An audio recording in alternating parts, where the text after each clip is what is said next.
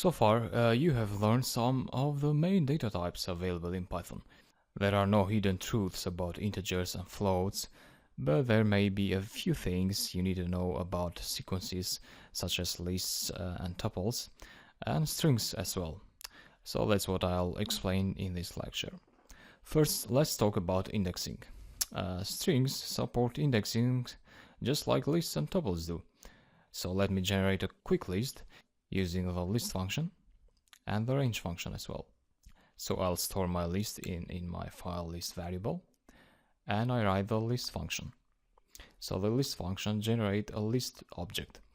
And then to the list function I'll pass a range function, and then to the range function I'll pass a range of numbers starting from 2000 and ending at 2020 with a step of 2.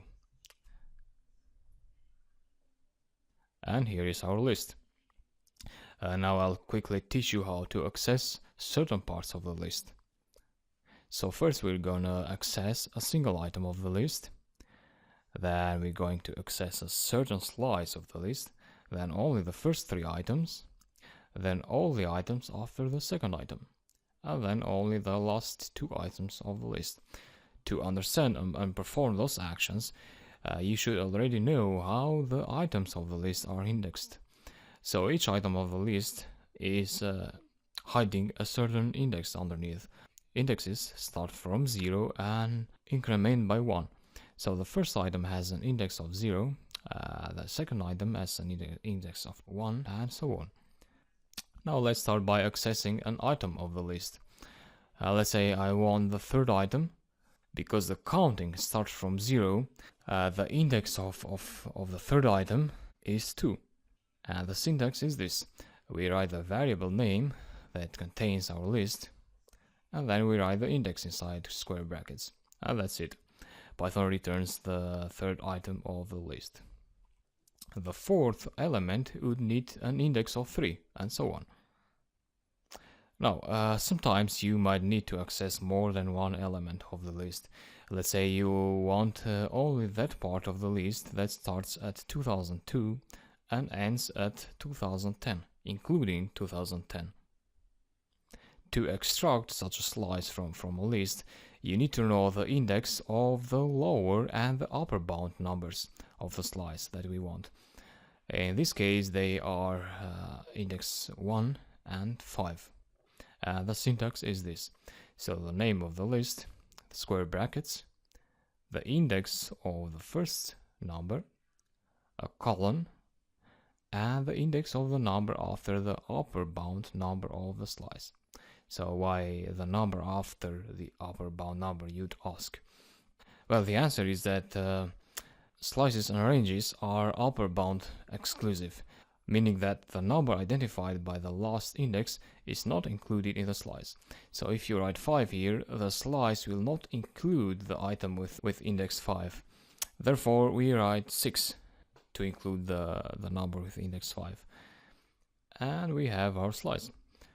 Sometimes you might want to access only the first 3 elements of the list, for example. And you could do that using 0 as a lower bound index and 3 as the upper one. However, a quicker way to do that is to just use the last index without explicitly writing the number 0. So this is like saying, okay Python, give me everything before 3, including 3. And if you want a slice consisting of all the items after the second item of the list, you would need to write 2 and a colon inside the square brackets. So this is like, okay Python, now give me everything after 2. And if you want the last 2 items of the list, you could count like 0, 1, 2, 3, 4, 5, 6, 7, 8, and tell Python to give you everything after 8, including 8. But hey, don't you find this a bit stupid? Counting from the start when you want the last 2 items? Sure, that's a bit silly, and that's why a second indexing convention exists along the first one that starts at 0 and incrementing by 1.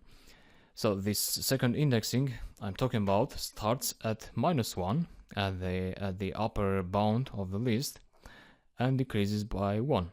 So -1 for the first item, starting from the upper bound, -2 for the second item, and so on. So if we want the last two items of the list, we don't need to count. We just can tell, hey Python, give me everything after -2, including -2. And if you want a slice that excludes the last two items, you could tell Python, hey, give me everything before -2, including -2. And that's it. Now, these were all list slicing operations. You could apply the exact same operations to strings as well. So if you have a string, let's say something, and I'm going to store it in a variable, the same indexing conventions apply to strings.